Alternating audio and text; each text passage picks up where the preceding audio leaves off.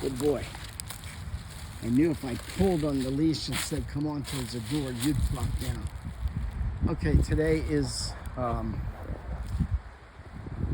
Feast of Our Lady of Sorrows, and our two readings are from the Gospels of John. The two of the, probably more than two possible readings are, of course, Gus is going to get up now, from the Gospel of John and the Gospel of Luke. First we hear of Simeon telling Mary that that Jesus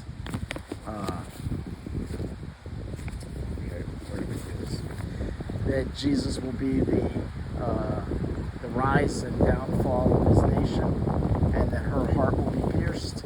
And then in the other gospel possibility, we hear about how Mary is at the foot of the cross and has watched all of Jesus' sufferings. One interesting thing today is we have what the church, what is called the sequence. And there are multiple sequences. And a sequence is a prayer.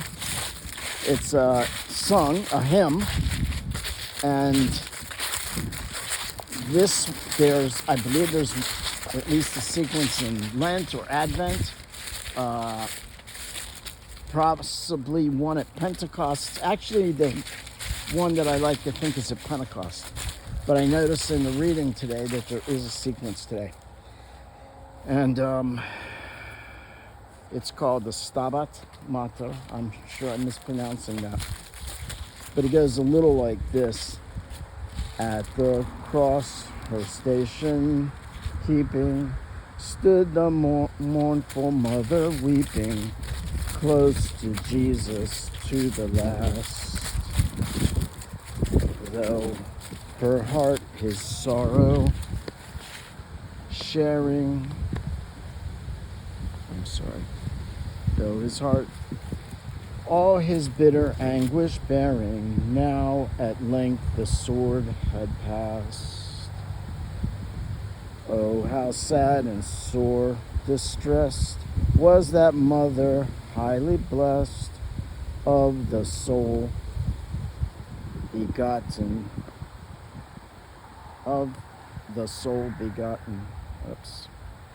Christ above in torment hanging, she beneath behold the pangs of her dying glorious son. Oh, hang, not hanging. Anyway, I'm sorry, I butchered that, but it goes on like that for another about 23 stanzas. Anyway, the sequence is a beautiful prayer, a beautiful hymn, and it is a special thing that the church gives us to bring us closer to our Lord, closer to Jesus. Because whenever we meditate, whether it's on a picture, whether we meditate on the crucifix, whether we meditate on a passage in the Bible and meditate on a picture, or on let's say whatever, we are reminded of Jesus. And these are all just little helps. We're not looking at a statue of Mary and saying, oh, there's Mary, and we're praying to it. For goodness sakes, don't be foolish. Try to think there's a saying, if you're reading two passages in the Bible and they seem to contradict each other by your understanding, it's probably not the passages or the understanding of the church. It's probably not the passages or the church that's the problem, it's you. I don't know if that made sense. But these things, having the sequence, this beautiful hymn to meditate on, and to let us reflect on all the suffering of Mary's heart, the sorrow that she went through being with her son while he did everything for us, while he gave all, while he went through his passion for us. And his mother had to endure that.